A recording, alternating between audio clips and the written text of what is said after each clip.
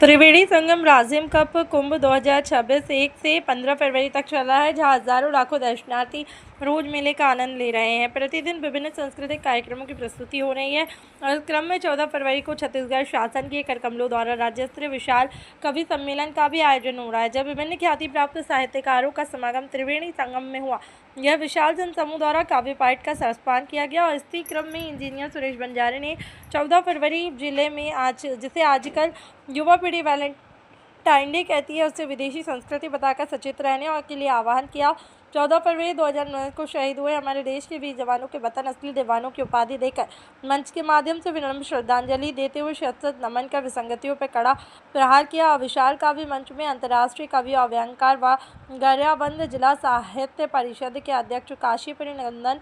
राष्ट्रपति सम्मान से पुरस्कृत कवि मुन्नालाल देवदास जी और अंतर्राष्ट्रीय कवि गरियाबंद जिला साहित्य परिषद के उपाध्यक्ष नूतन साहू जैसे नामचीन भूतियों की उपस्थिति रही है।